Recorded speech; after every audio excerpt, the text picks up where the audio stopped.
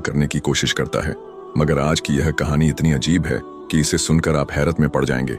एक शख्स अंधेरी रात में नमाज अदा करने के लिए अपने घर से निकला। रास्ता बहुत अंधेरा था और चलते हुए उसे ठोकर लग गई। वह मुंह के बल गिर पड़ा और कीचड़ से लथपथ हो गया। गंदे कपड़े देखकर वह वापस घर लौटा, लिबास बदला और फिर से मस्जिद की ओर रवाना हुआ। अभी कुछ ही कदम चला था कि उसे दोबारा ठोकर लगी और वह फिर गिर पड़ा, मगर उसकी हिम्मत कम न हुई। वह फिर घर लौटा, कपड़े बदले और एक बार फिर मस्जिद की ओर बढ़ा। इस बार जब वह घर से बाहर निकला तो दरवाजे पर एक अजनबी खड़ा था, जिसके हाथ में एक चमकता हुआ चिराग था। अजनबी चुपचाप उसके आगे आगे मस्जिद की तरफ चल पड़ा। चिराग की रोशनी में इस बार रास्ता साफ नजर आ रहा था और वह बिना किसी मुश्किल के मस्जिद पहुंच गया। मस्जिद के दरवाजे पर वह अजनबी ठहर गया और नमाजी अंदर चला गया। नमाज अदा करने के बाद जब वह बाहर निकला तो देखा कि वह अजनबी अभी भी खड़ा था, मानो उसे घर छोड़ने आया हो। नमाजी को अजनबी पर शक हुआ और उसने उससे पूछा, आप कौन हैं?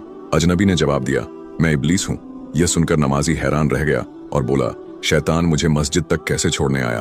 तेरा काम तो लोगों को गुमराह करना है। इब्लीस हंसते हुए बोला, जब पहली बार तू गिरा तो अल्लाह ने तेरे सारे गुनाह माफ कर दिए।